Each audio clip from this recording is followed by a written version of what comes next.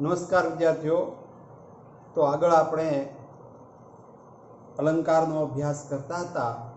શબ્દ અલંકાર જોયા, ત્યારબાદ અર્થાલંકાર કે જેમની સ્પષ્ટીકરણ અથવા સમજૂતી માટે અર્થની સમજૂતી જરૂરી છે, એટલે કે એમનો અર્થ જે છે વાક્યનો કે પંક્તિનો અર્થ સમુત્કૃતિ દર્શાવતો હોય તો તેને અર્થાલંકાર કહેવાય।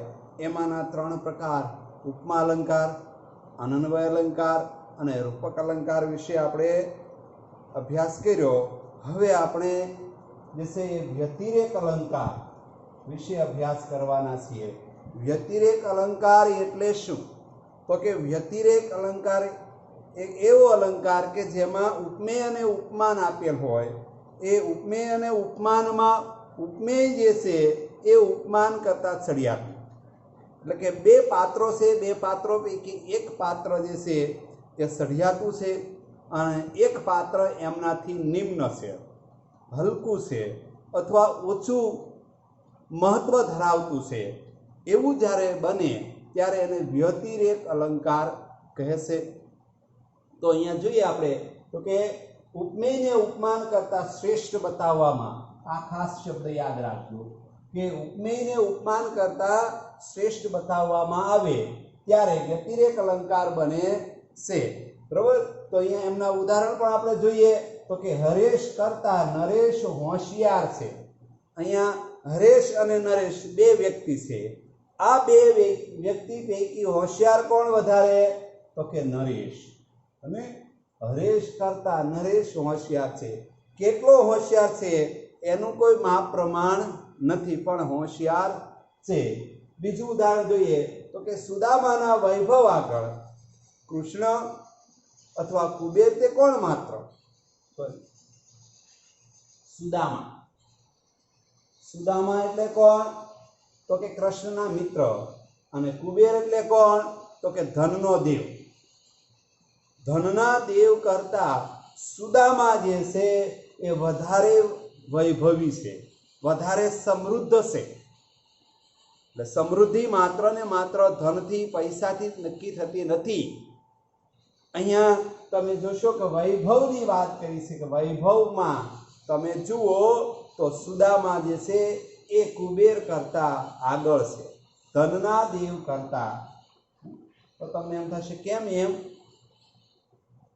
સાહેબની કંઈક ભૂલ થતી હશે એવું તમને કદાચ લાગતું છે, પણ ભૂલ નથી, આ બરોબર છે કે વૈભવની દ્રષ્ટિએ સુદામા જે છે એ આપણે ખબર છે કે દ્વારકા નગરીમાં જાય છે, એમના મિત્ર કૃષ્ણને મળે છે, જાય છે માગવા માટે કે એમને એમનો મિત્ર કંઈક મદદ કરે, પણ ત્યાં ગયા પછી એ પોતાના મિત્ર પાસે કશું માગતો નથી માગતો। એનો અર્થ એવો છે કે એ મનથી ખૂબ વૈભવી છે,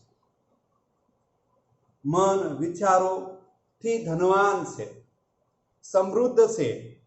એટલે એ ધનના દેવ અથવા કુબેર કરતા જે છે એ વધારે ધનવાન છે એમ કહેવાય। એટલે કે એની કરતા એ ચઢિયાતો છે, એ શ્રેષ્ઠ છે। કોણ શ્રેષ્ઠ છે? તો કે સુદામા શ્રેષ્ઠ છે। હલકા તો પારેવાની પાકથી મહાદેવથી એ મોટા છે। તો અહીંયા કોઈ એક પાત્રની વાત કરી છે, હલકા એટલે હલકા તો પારેવાની પાકથી, વજનની દ્રષ્ટિએ તમે જુઓ તો હળવા છે, પણ મહાદેવથી એ મોટા છે। પાછા એનું મહત્વ જે છે, માધ્યમ જે છે, એમના વિચારો છે, એમની પાસે રહેલા ગુણો છે એ તો ખૂબ ઊંચા પ્રકારના છે। મહાદેવથી મોટા એટલે ભગવાનથી મોટા એમ કહેવાનું નથી, પણ ખૂબ મોટા છે, વધારે મોટા છે એમ કહેવા માટે અહીંયા મહાદેવનું ઉદાહરણ લેવામાં આવ્યું છે। વાસ્તવમાં ભગવાનથી તો કોઈ મોટું હોઈ જ ન શકે, પણ અહીંયા મહાદેવનું એટલા ઉદાહરણ મોટામાં મોટા, વધારે મોટા છે। કેવી રીતે? એના ગુણોથી, આંતરિક ગુણોથી માણસ એની કરતા વધારે મોટો છે એવું દર્શાવવા માટે અહીંયા મહાદેવનું ઉદાહરણ લીધું। હલકા તમે આમ વજનની દ્રષ્ટિએ ગણો, બાહ્ય રીતે જુઓ તો એ નાના છે, અને આંતરિક રીતે એના ગુણધર્મની રીતે કોઈ વસ્તુને જુઓ તો એ મોટા છે। તો અહીંયા એવા કેટલાક ઉદાહરણો તમારે આગળ 5 ઉદાહરણો તમારે પણ લખવાના છે. દરેક વિદ્યાર્થી 5 ઉદાહરણ બનાવે એટલે એને આપોઆપ આવડી જાય. બરાબર, આપણે શીખવા માટેનો અહીંયા હેતુ એ છે કે તમે શીખો એ બાને. એટલે લખીને બે વિદ્યાર્થીઓ જે છે એ તરત જોઈ લે અને તરત મોકલતા હોય છે. એનાથી અમને ખૂબ આનંદ થાય કે આ વિદ્યાર્થી ડાયા અને જ્ઞાનના પીપાસુ ભૂખ્યા છે, જ્ઞાન પ્રાપ્તિ માટે એ તલસે છે. એવા વિદ્યાર્થીઓને ભણાવવાની મજા આવે. તો દરેકમાં આવી એક પીપાસુ હોવી જોઈએ, જિજ્ઞાસા હોવી જોઈએ કે મારે જાણવું છે, મારે ભણવું છે, શીખવું છે. તો આ શીખવાની વૃત્તિવાળા બાળકો પણ કેટલાક છે કે જે અહીંથી ભણાવવામાં આવે એટલે તરત એના ઉદાહરણો લખી અને મોકલતા હોય. અમને ખૂબ એના પ્રત્યે ગર્વ છે, એના પ્રત્યે આનંદ થાય કે ખરેખર આ બાળકો ખૂબ મહેનત કરે, ખૂબ ડાયા છે. ભલે શાળા બનશે પણ એ શિક્ષણમાં તો એટલા જ ડૂબેલા છે કે જેટલા એ શાળા ચાલુ હોય અને એ શાળામાં કામ કરતા હતા એની કરતાં અનેક ગણું કામ એ ઘર બેઠા પણ કરી શકે છે, એ પણ એ બતાવે છે. બરાબર, તો આગળ આપણે બીજો પ્રકાર અર્થાલંકારનો અહીંયા આપણે 4 પ્રકાર જોયા. 5મો પ્રકાર આપણે જોઈએ તો વ્યાજ સ્તુતિ અલંકાર. 5મો પ્રકાર ભણવાનો છે વ્યાજ સ્તુતિ અલંકાર, કે જેમાં નિંદાના રૂપે વખાણ થતા હોય, વાત થતી હોય. એ વાતમાં તમને લાગે કે ખરેખર કોઈ વ્યક્તિની નિંદા થતી હોય, પણ વાસ્તવમાં તો શું થાય છે, એની પ્રશંસા થતી હોય અથવા પ્રશંસા કરતા હોઈએ તો ખરેખર વાસ્તવમાં એની નિંદા થતી હોય. એટલે કે નિંદાના રૂપે વખાણ અને વખાણના રૂપે નિંદા એટલે વ્યાજસ્તુતિ અલંકાર. તો વ્યાજસ્તુતિ અલંકારમાં જો અહીંયા વ્યાજ એટલે બહાનું,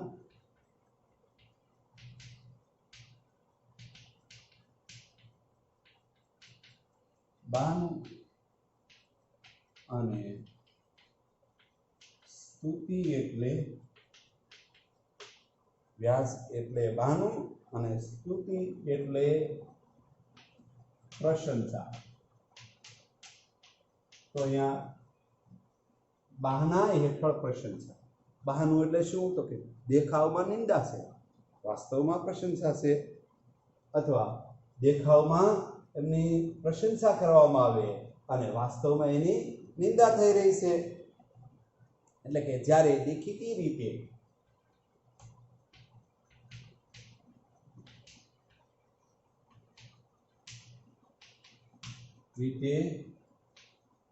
પ્રશંસા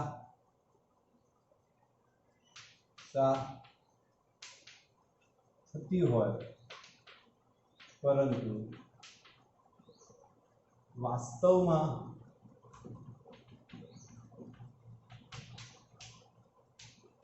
નિંદા થતી હોય. એ જ રીતે દેખીતી રીતે નિંદા થતી હોય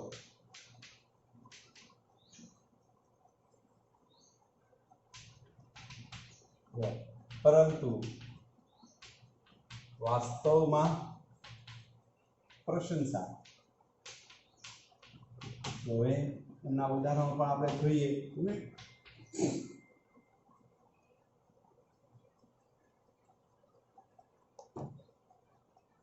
શું એનું રૂપ?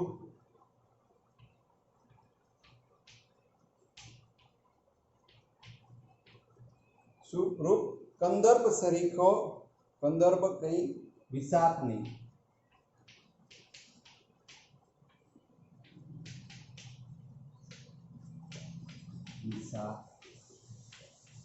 તો અહીંયા જોઈએ તો કે એનું રૂપ કેવું, કેટલો સુંદરવાન, કે એની સામે કંદર્પ ની કાંઈ વિસાત નહીં. કંદર્પ કહેતા પેલો સાપ વાંકો છૂકો આવે ને માણસ, એટલો બધો વાંકો કે પેલા સાપ કરતા પણ વધારે વાંકો. બાહ્ય રીતે શું લાગે? કે એના રૂપના વખાણ થયા છે, પણ વાસ્તવમાં શું છે? એમની નિંદા છે. તો દેખીતી રીતે શું થશે અહીંયા કે નિંદા અને પ્રશંસાના રૂપમાં નિંદા.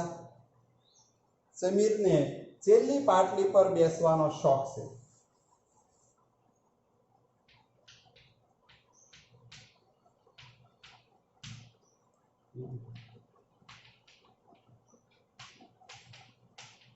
પાટલી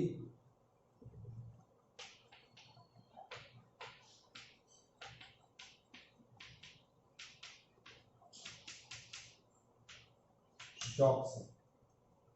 જો શોખ વસ્તુ જે છે, સમીરને છેલ્લી પાટલી પર બેસવાનો શોખ હોવો એ સારી બાબત છે, પણ પાછું ક્યાં બેસવાનો છે? ને છેલ્લી પાટલી પર. ત્યાં વાંધો છે, નિંદા ત્યાં થઈ છે કે એને છેલ્લી પાટલી પર બેસવાનો છે. ત્રીજો આપણે નિંદાના રૂપે વખાણ, તે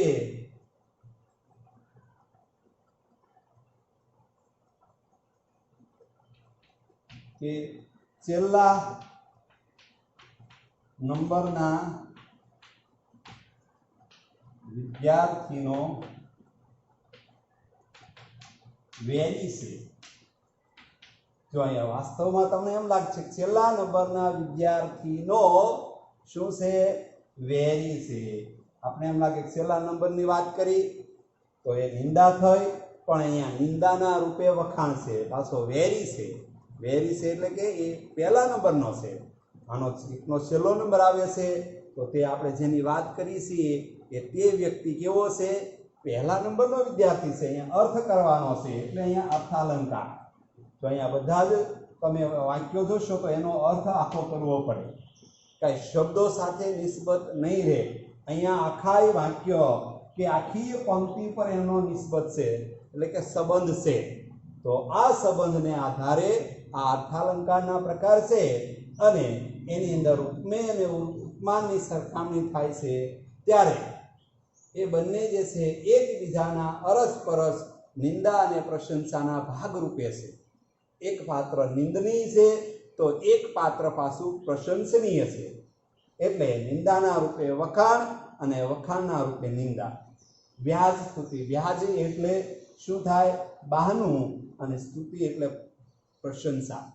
તો એ પ્રશંસાના બહાનાની છે નિંદા, અથવા નિંદાના બહાનાની પ્રશંસા કરવી એટલે વ્યાજ સ્તુતિ અલંકાર બને છે. બધા વિદ્યાર્થી ખાસ જોવે, વાંચે, સમજે અને પછી એમના પાછા વાક્યો બનાવે. 5 વાક્યો આપણે બનાવવાના છે. 5 ઉદાહરણ આના પણ લખવા. તો આ ખાસ બધા વિદ્યાર્થીઓને લાગુ પડે છે. તો આગળ હજી એક આપણે જોવાનો છે, સજીવારોપણ અલંકાર. એ પહેલા આપણે હજી ઉત્પ્રેક્ષા બાકી રહી ગયો છે. ઉત્પ્રેક્ષા અલંકાર જે સંભાવના દર્શક છે. કદાચ આમ બને, શક્યતા દર્શક, જાણે રખે શકે એવું જ્યાં સાધારણ પદ હોય તેને આપણે ઉત્પ્રેક્ષા અલંકાર કહીએ છીએ. અને તો આગળ જોઈએ આપણે ઉત્પ્રેક્ષા.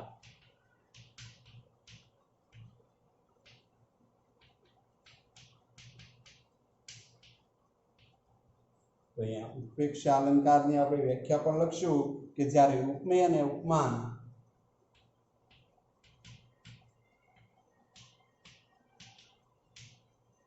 અને ઉપમાન સમાન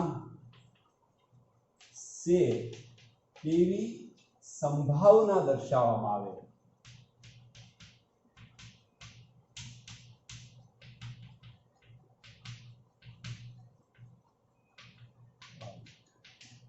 તેને ઉત્પ્રેક્ષા અલંકાર કહે છે. વાસ્તવમાં સમાન નથી, તેમ છતાં સમાન છે એવી સંભાવના કરવામાં આવે, શક્યતા દર્શાવવામાં આવે તો એ ઉત્પ્રેક્ષાલંકાર છે એમ આપણે કહી શકીએ. ઘોડી જાણે અરબ ઘોડી, પહેલું ઉદાહરણ. ઘોડી જાણે અરબ ઘોડી, અરબની ઘોડી, અરબ એટલે સાગર, સાગરની જાણે ઘોડી ન હોય એમ જાણે છે, સેજ નહીં પણ કદાચ એમ હોઈ શકે કે ઘોડીને તમે અરબની ઘોડી તરીકે લઈ શકો, કહી શકો. આગળ બીજું ઉદાહરણ જોઈએ તો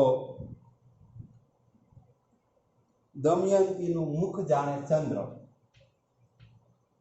દમયંતીનું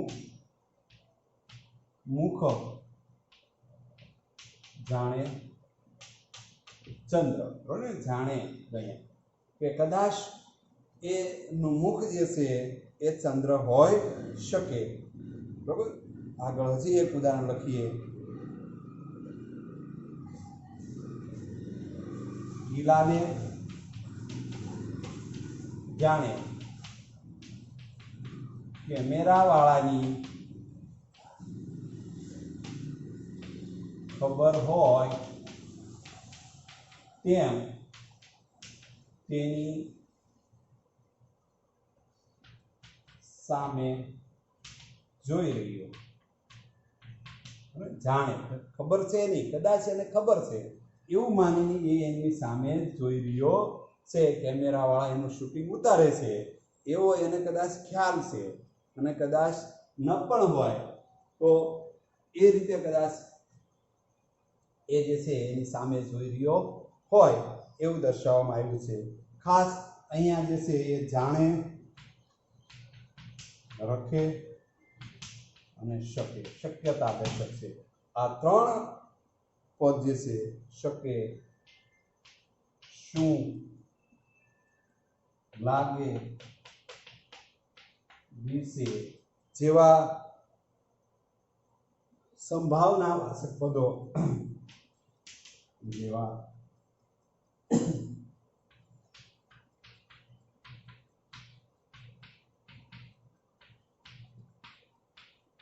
પદો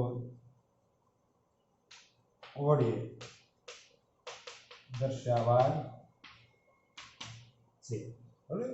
તો એ સંભાવનાવાચક પદો ખાસ યાદ રાખજો. ફરી વાર જોઈ લઈએ કે જ્યારે ઉપમેય અને ઉપમાન સમાન છે તેવી સંભાવના દર્શાવવામાં આવે ત્યારે ઉત્પ્રેક્ષા અલંકાર બને છે ઘોડી જાણે અરબ ઘોડી. ઘોડી જે છે અરબ ઘોડી છે નહીં, પણ એવી સંભાવના થઈ રહી છે. દમયંતીનું મુખ જાણે ચંદ્ર, ચંદ્ર નથી.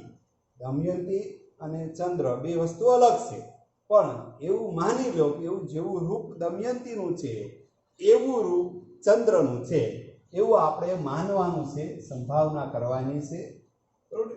તો એ જ રીતે ગિલાને જાણે કેમેરાવાળાની ખબર હોય તેમ તેની સામેથી જોઈ રહ્યો. તો અહીંયા પણ જાણે એની ખબર હોય, કદાચ ખબર હશે, સેજ એવું ન કહી શકીએ પણ કદાચ ખબર હશે એવું માની લઈએ. બરાબર. તો એને આપણે અહીંયા સંભાવના દર્શક, આમ તો ખરેખર એનું નામ હોવું જોઈએ સંભાવના દર્શક અલંકાર, પણ એનું નામ છે ઉત્પ્રેક્ષા. યાદ રાખજો, ઉત્પ્રેક્ષા અલંકાર. તો આગળ હજી એક અલંકાર આપણે જોવાનો છે, બીજા કેટલાક છે પણ અભ્યાસમાં આપણે આટલા જ આવે છે. સજીવારોપણ અલંકાર.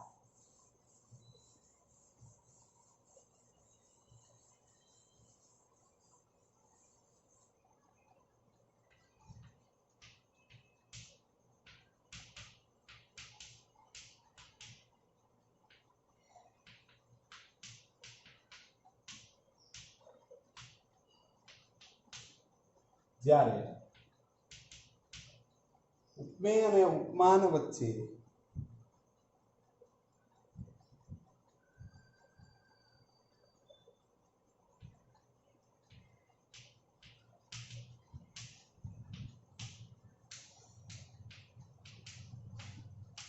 ઉપમેય અને ઉપમાનમાં અથવા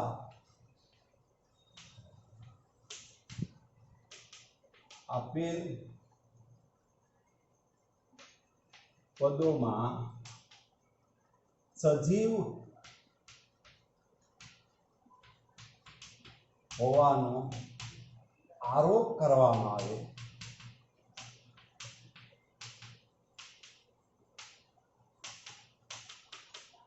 ત્યારે સજીવારોપણ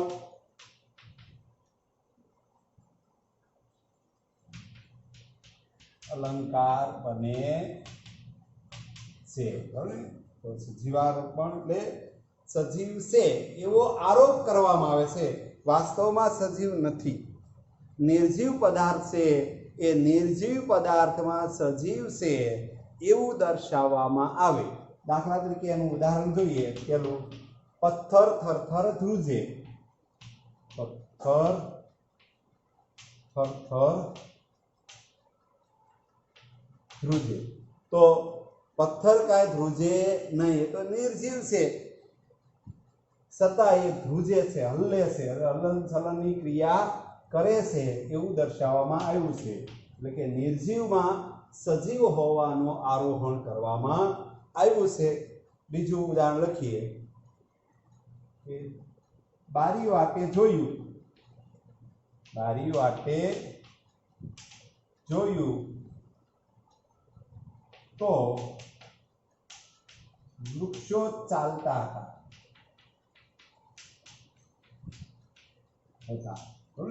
તો અહીંયા આપણે નજર એમ કરીએ, બસની ગતિ હોય અને કદાચ આપણે બસમાંથી જોઈએ, વૃક્ષો તરફ નજર કરીએ, તો આપણે એવો ભાસ થાય કે આ વૃક્ષો આપણી સાથે સાથે ચાલી ન રહ્યા હોય, અથવા એ પાછળ ગતિ કરે છે, આપણી બસ આગળ ગતિ કરે છે, આવો એક આભાસ થાય છે.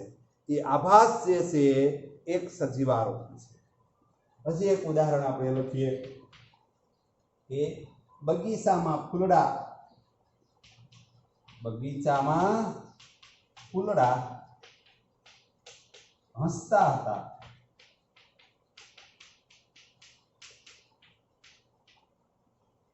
બગીચાના ફૂલડા મહેકતા હતા, એટલે સુગંધ આપતા હતા એમ કહો તો બરોબર છે, પણ એ ફૂલડા હસવાની ક્રિયા એ કરી શકતા નથી. હા, કુદરતી રીતે આપણે એવો આભાસ થાય કે સૂર્યની રોશની એમાં આવે, એકદમ એની કલર છટા ને આધારે આવો આપણે એમ આભાસ કરીએ કે આ કદાચ હસી રહ્યા છે, પણ વાસ્તવમાં હસતા નથી. વાસ્તવમાં તો એ પોતાનું જે કાંઈ તેજ છે એ રેલાવી રહ્યા છે, પોતાની મહેક જે છે સોમેર ફેલાવી રહ્યા છે. તો એની મહેક ફેલાવી શકે પણ એ કાંઈ હસી ન શકે. પણ આપણે લખીએ, લેખકો તો લખી શકે, કવિઓ લખતા હોય, ખાસ કરીને તમે કવિતાઓમાં જુઓ તો ખ્યાલ આવે કે એની અંદર કવિઓએ જે છે આવી વાતો મૂકી હોય કે જે શક્ય નથી. તો અહીંયા નિર્જીવ ક્રિયા છે ને સજીવમાં એમનું આરોહણ થયું છે, એટલે આ સજીવારોપણ અલંકાર છે. તો ખાસ વિદ્યાર્થી મિત્રો યાદ રાખજો કે સજીવારોપણ અલંકાર એટલે શું? તો કે નિર્જીવ વસ્તુમાં સજીવ હોવાનું આરોપણ. એટલે કે નિર્જીવ વસ્તુમાં સજીવ હોવાનું આરોહણ, એવું આરોહણ કરવામાં આવે, આક્ષેપ કરવામાં આવે કે ભાઈ આમ થાય, પણ વાસ્તવમાં એમ થતું ન હોય. કાંઈ પથ્થર થોડા ધ્રુજે, પથ્થર તો જ્યાં પડ્યા છે ત્યાં તો એમના પડ્યા રહેવાના છે. લખે પથ્થર થરથર ધ્રુજે. પેલા લોકો જાન ઉઘલાવે, અને જાન ઉઘલાવે ત્યારે દીકરી રડે છે, એને રડતી જોઈને બધા એમ કે છે કે ગામના પાદરને નો ગઢ પણ રડતો હતો. તો કઈ ગામના પાદરનો ગઢ થોડો રડે, પણ સોમેર વાતાવરણ જે છે એ દુઃખમય બન્યું છે, કરુણમય બન્યું છે, એવું દર્શાવવા લેખક કે કવિ લખતા હોય કે એ ગઢ, ગામનો ગઢ પણ એ રડતો હતો. તો આવા આરોપો જે છે કરવામાં આવે તેને આપણે સજીવારોપણ અલંકાર કહીએ છીએ. આ ઉપરાંત કેટલાક અલંકારો અહીંયા ભણવાના છે. અતિશયોક્તિ, દૃષ્ટાંત, સ્વાભાવિકતિ, વિરોધાભાસ, અપગુણિતિ અને અન્યોક્તિ. તો અહીંયા આ અલંકારો આપણા અભ્યાસમાં આવતા નથી અને એટલે આપણે એનો અહીંયા અભ્યાસ કરાવતા નથી. કારણ કે વધારે જેટલા કરાવશો એટલું તમારે કામ વધારે કરવાનું થાય. પણ એ સરળ છે, પાછા પરીક્ષામાં, જાહેર પરીક્ષામાં એકવાર જોઈ લેશો તો એ આવડી જાય એવા છે. તો અહીંયા આવતા આપણે બધા જ અલંકારોનો અભ્યાસ કર્યો છે, જેમાં શબ્દાનું અલંકાર અને અર્થાલંકારના પ્રકારો. બરાબર ને? શબ્દ અલંકારના કેટલા પ્રકારો? તો એમાં 5 પ્રકારો. ક્યાં ક્યાં? તો કે વર્ણ સગાઈ, આંતરપ્રાસ, અંત્યાનુપ્રાસ, શબ્દ અલંકાર અને છેલ્લે શ્લેષ. જો શ્લેષને તમે અર્થાલંકારના પ્રકારોમાં પણ તમે લઈ શકો, પણ વધારે સ્પષ્ટીકરણ જે છે એ શબ્દની દ્રષ્ટિએ થાય છે. એટલે મેં એમને શ્લેષ અલંકારને મેં જે છે એ શબ્દાનું અલંકારની અંદર શબ્દના અલંકારોના પ્રકારો છે એમાં લીધો છે. એ જ રીતે અર્થાલંકારના પ્રકારો ક્યાં ક્યાં? તો કે ભાઈ ઉપમા અલંકાર, અનન્વય અલંકાર, રૂપક અલંકાર, વ્યાસ્તુતિ અલંકાર, ઉત્પ્રેક્ષા અલંકાર, વ્યતિરેક અલંકાર અને છેલ્લો આપણે અભ્યાસ કર્યો છે સજીવારોપણ અલંકાર. તો આ બધા અલંકારો જે છે એ અર્થાલંકારના પ્રકારો છે. એનો ઘરે તમે બરોબર અભ્યાસ કરશો, કારણ કે આ પરીક્ષામાં પૂછાય છે અને આ ઉદાહરણો પૂછાય. તમને એમ પૂછ્યું હોય કે બગીચામાં ફૂલડાઓ હસતા હતા, ઉદાહરણ કયા અલંકારનું છે? તો તમને ખ્યાલ હોય, જો અહીંયા હસતા હતા એમ કીધું છે તો કઈ ફૂલડા હશે નહીં. તો એમાં શું થયું? તો કે સજીવ હોવાનો આરોહણ થયું, એટલે એ સજીવારોપણ અલંકાર છે એમ તમે કહેશો. એ જ રીતે તમને કોઈએ કીધું કે ચર્ચા એ લોકશાહીનો પ્રાણ છે. ચર્ચા અને લોકશાહી આ વાત થઈને પ્રાણ છે, એક છે. તો રૂપ થયું, બે જુદા નથી, એક રૂપ છે, તો એ રૂપક અલંકાર થયો. ઘણીવાર રૂપક અલંકાર જે છે એ સજીવારોપણ પણ હોઈ શકે અને સજીવારોપણ એ રૂપકમાં પણ હોઈ શકે. એટલે ક્યારેક એવું બની શકે, બરાબર ને? તો એ બેમાંથી ગમે એક લખ્યું છે તો ચાલશે, એમાં કોઈ વાંધો વિરોધ નથી. બે અલંકાર થતા હોય, ઘણીવાર બે અલંકાર, એકનો એક અલંકાર બેમાં આવતો હોય, તો કોઈ વિદ્યાર્થી એમ કે સાહેબ મેં રૂપક લખ્યું છે અને સજીવારોપણ પણ થાય છે, તો રૂપક અથવા સજીવારોપણ બેમાંથી કોઈ એક લખ્યું હોય, બંને લખવાના નથી. યાદ રાખજો, એક જ વસ્તુ લખવાની છે, એક બાબતે તમારે સ્પષ્ટ રહેવાનું છે. એટલે આ રીતે અલંકાર પૂછાય, ઉદાહરણો પૂછાય તો તમે એના ઉદાહરણોને તમે ઓળખી શકતા હોય, બરાબર ને? તો સરસ મહેનત કરશો એટલે આવડી જશે. આ બધાના 5-5 ઉદાહરણો લખવાના છે અને પછી વોટ્સઅપ દ્વારા મોકલવાના છે, બરાબર ને? દરેકના 5 ઉદાહરણો આપણે લખવાના, જેથી કરીને આપણે પુનરાવર્તન થાય, વધારે શીખીએ. એટલા માટે તમને 5-5 લખવા આપું છું. આપણે વેટ નથી કરાવતા. 10 વાર, 15 વાર, 20 વાર, 50 વાર, 50 વાર લખવા આપી શકાય, પણ એ બધી વેઠ પ્રથા કહેવાય. એટલે આપણે કોઈ વેઠિયા બનવું નથી. 5 વાર લખો અને શીખી જાઓ. સરસ. બીજું શું જોવે?